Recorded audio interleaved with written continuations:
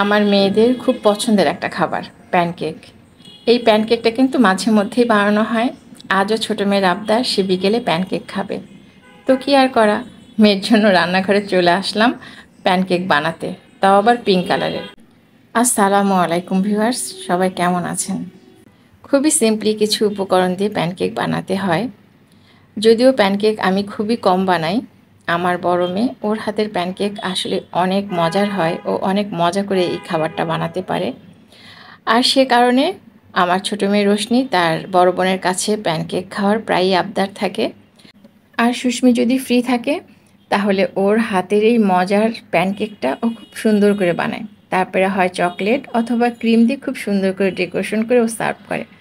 তো আমি আজ অত কিছু করব না, খুব সিম্পলি প্রসেসেই আমি প্যানকেকটা বানাবো।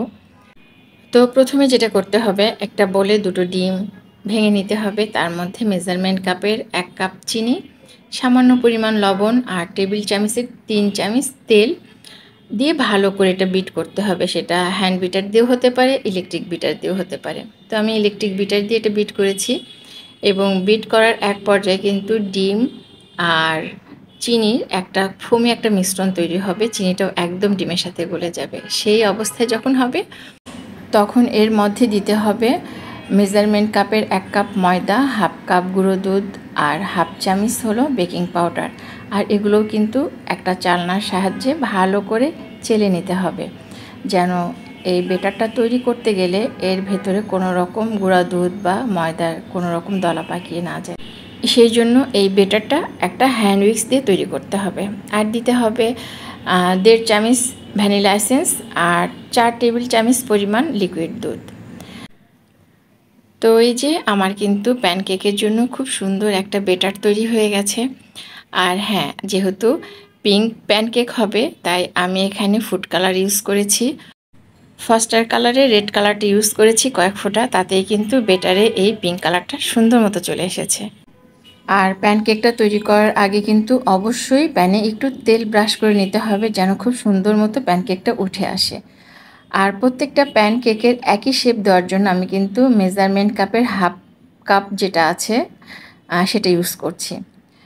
আর এই যে প্যানকেকের উপরে আমি একটু প্রিঙ্গেল দিয়ে দিলাম, আমার মেয়ের খুব পছন্দ এটা, এটা তার খুব ভালো লাগে। তো এই যে এভাবে খুব দ্রুত প্যানকেকগুলো কিন্তু এখন তৈরি হয়ে যাবে। তো ভিউয়ার্স, এই ছিল আমার খুব সিম্পলি একটা প্যানকেক বানানোর রেসিপি, যেটা আপনাদের সাথে আমি শেয়ার করলাম। জানি না আপনাদের কাছে কেমন লাগলো, ভালো লাগলে অবশ্যই কমেন্টে জানাবেন। বাচ্চারা কিন্তু অনেক চকলেট পছন্দ করে, আর এই প্যানকেক জাতীয় খাবারগুলো ওদের বেশ পছন্দ। তাই এই প্যানকেকের উপরে যদি নসিলা দিয়ে দেওয়া যায় তাহলে কিন্তু এটা চকলেট প্যানকেক হয়ে গেল। তাহলে বুঝেন এই খাবারটা ওদের কতটা পছন্দ হবে। বিকেলের নাস্তা বা সকালের স্কুলের টিফিন কোনোটাই ওরা আর না করবে না, অনেক মজা করে খুশি হয়ে খাবে। তো আমার প্রিয় ভিউয়ার্স, ভিডিওটা যদি আপনাদের ভালো লাগে তাহলে অবশ্যই লাইক, কমেন্ট এবং শেয়ার করবেন। তাহলে আজ এ পর্যন্ত। আপনাদের জন্য আমার অনেক অনেক শুভকামনা এবং দোয়া, আর আপনারাও আমার জন্য দোয়া করবেন। আর হ্যাঁ, একটা কথা, বর্তমান দেশের খুব খারাপ অবস্থা যাচ্ছে বন্যা নিয়ে। অনেক মানুষ অনেক অসহায় অবস্থায় আছে। অনেক মানুষ এই বন্যার কারণে সহায় সম্বলহীন হয়ে অনেক মানবেতর জীবনযাপন করছে। তো তাদের জন্য আমরা অন্তর থেকে আল্লাহ সুবহানাহু ওয়া তাআলার কাছে দোয়া করব, সবাইকে যেন আল্লাহ বিপদ মুক্ত করে। তাহলে আজ এ পর্যন্তই, আবারও দেখা হবে নতুন ভিডিওতে। আল্লাহ হাফেজ, টাটা।